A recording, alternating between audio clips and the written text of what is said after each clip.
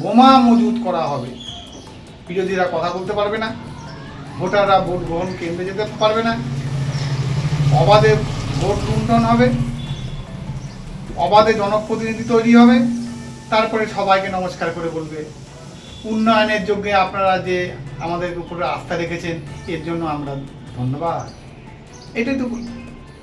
এই সমস্ত নাটকগুলোগুলি না করে আমার মনে হয় জনগণকে এখন থেকে পাড়ায় পাড়ায় লাঠি ধরা উচিত।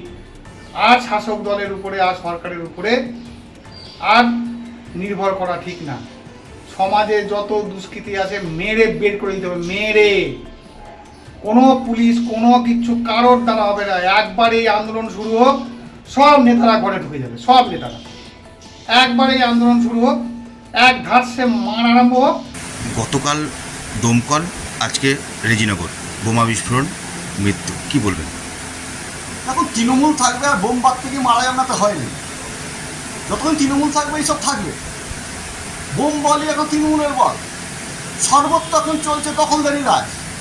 একের পর এক পুকুর ভরা জমি কেলেঙ্কারি, জমি নিয়ে মারামারি, আজকে টেন্ডার নিয়ে মারামারি, সর্বত্র এক জায়গায় চলছে। কোনো তৃণমূল নেতাকে ভরসা পাচ্ছে না, বিশ্বাস করতে পারছে না। বোম মজুত করা হচ্ছে, বোম তৈরি করতে গিয়ে মারা যাচ্ছে। আর ওখান থেকে নবান্ন থেকে মুখ্যমন্ত্রী পরিষ্কার বলছে যে সুন্দর চলছে জেলাগুলো। কি চলছে? এ সরকার 2026-এ নিশ্চিত দেখুন চলে যাচ্ছে। এ সরকার বিসর্জন হবে। যিনার বাড়িতে শুনতে পাচ্ছি যে গাড়ি গাড়ি বোম উদ্ধার হয়েছে, নিশ্চয় এর পেছনে একটা বড় চক্রান্ত আছে এবং বড় মাথা আছে। অবিলম্বে তাদেরকে এর তদন্ত করে তাদের বিরুদ্ধে যথাযথ ব্যবস্থা নেওয়া। এই যে বোম বাজার পিছনে কাদের হাত আছে বলে মনে করছে? সেটা আমরা কি করে বলবো? সেটা পুলিশ প্রশাসন তদন্ত করুক, তদন্ত করলে বের হবে কারা এই করেছে।